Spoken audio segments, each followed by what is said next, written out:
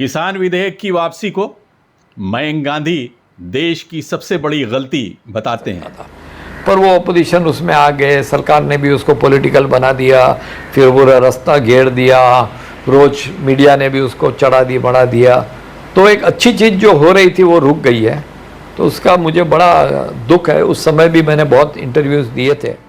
सितंबर 2020 में भारत सरकार ने 3 कृषि कानून पारित किए थे, जिनके खिलाफ किसानों ने 1 साल से ज्यादा समय तक बड़े पैमाने पर विरोध प्रदर्शन किए।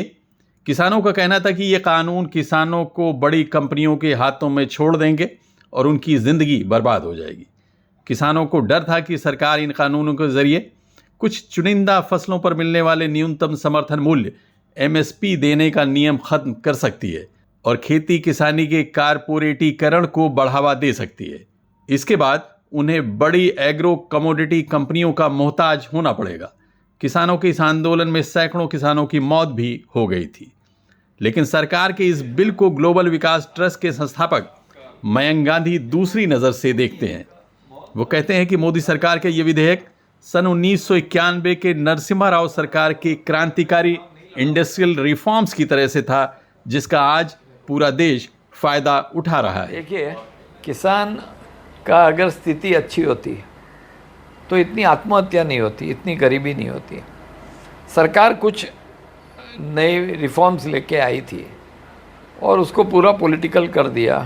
वो MSP के मुद्दे के ऊपर पंजाब, हरियाणा और वेस्टर्न यूपी के किसानों ने थोड़ा आंदोलन किया और फिर पॉलिटिकल पार्टी आ गई और फिर ये पूरा पॉलिटिकल हो गया। लेफ़्ट वर्सेस राइट ये सब हो गया। सरकार की भी बहुत कमी है इसमें। लेकिन मैं ये मानता हूँ कि अगर वो आंदोलन वो रिफॉर्म्स अगर सक्सेसफुल होते हैं तो इस देश के अंदर 91 में जो रिफॉर्म्स हुए थे इंडस्ट्री के लिए, उससे जो देश आगे बढ़ा है, वैसे किसान के लिए भी वो रिफॉर्म्स बदल दे रहा है। इस देश को बदल सकता था, किसान की ज़िंदगी बदल सकता था। पर वो अपोजिशन उसमें आ गए, सरकार ने भी उसको पॉलिटिकल बना दिया, फिर वो रास्ता घेर दिया, रोज मीडिया ने भी उसको चढ़ा दी बढ़ा दिया।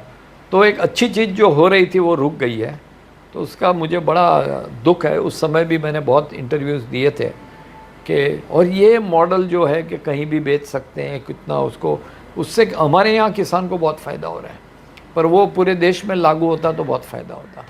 मयंक गांधी आम नेताओं की तरह से सिर्फ लफाजी करने वालों में से नहीं हैं। उन्होंने मराठवाड़ा, मध्य प्रदेश और गुजरात के कुछ इलाकों में किसानों की आमदनी को सिर्फ 5-6 साल में 10 गुनी से ज़्यादा करके एक बड़ी क्रांति की शुरुआत कर दी है। उनके इस अभियान का फ़ायदा 4200 गांव के 22,000 किसान परिवार उठा रहे हैं। आज उन सभी किसानों की आमदनी पहले से 10 गुना से ज़्यादा हो चुकी है।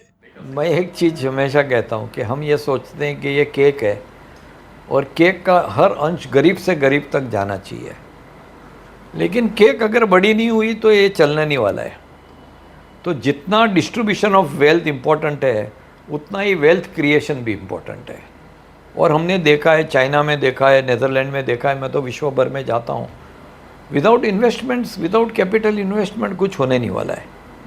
कैपिटल इन्वेस्टमेंट और सिस्टम्स और रिफॉर्म्स ये सब होना चाहिए। किसान में कोई कमी नहीं है, पर सरकार को जो करना चाहिए उसके अंदर खूब लीकेजेस हैं, खूब चोरी चपाटी, करप्शन है, ये पूरी सिस्टम ही ख़राब है। इन्वेस्टमेंट्स हो नहीं रहे हैं, तो वेल्थ क्रिएटर्स जो है, इंडस्ट्रियलिस्ट है, उनसे इन्वेस्टमेंट्स करवाने चाहिए। बैंक्स को उतना पैसा रूरल इंडिया में देना चाहिए। तो एक कंपोजिट मॉडल बनाना पड़ेगा देश का किसान को आगे बढ़ाने के लिए। किसान की कोई कमी नहीं है इसमें। इस देश के अंदर पॉलिसी मेकर्स को कोई समझ नहीं है किसान की, गांव की। इंडस्ट्रियलिस्ट डरे हुए हैं इन्वेस्टमेंट्स करने को, क्योंकि बहुत सारी ऐसी पॉलिसी है कि वो भी फंस सकते हैं। तो सबके लिए एक मार्ग निकालना पड़ेगा जिससे विन विन बन सके, सब लोग जीत सके। तो केक को बड़ी भी करनी है और केक को अच्छे से डिस्ट्रीब्यूट भी करना है।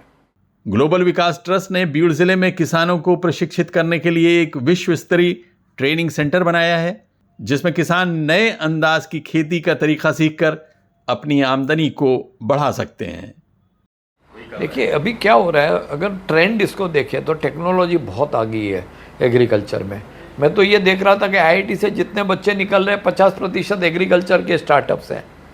तो खेती के अंदर टेक्नोलॉजी खूब आ रही है और उस टेक्नोलॉजी को अगर पकड़ लेते हैं तो बहुत कुछ हो सकता है। क्योंकि मैं ये मानता हूँ कि जो मॉडर्न नॉलेज है वो उसका एक अंश ही काम का है। हमारा पारंपरिक नॉलेज को कम नहीं समझना चाहिए। इस दोनों की शादी होनी चाहिए, पारंपरिक नॉलेज और नया टेक्नोलॉजी। तो ऐसी चीज़ इसमें से निकल के आएगी, और मैं कर रहा हूँ, मुझे खुद पता है कि किस तरह से हम टेक्नोलॉजी और पारंपरिक नॉलेज को साथ जोड़ के 10 गुना इनकम बढ़ा चाहें।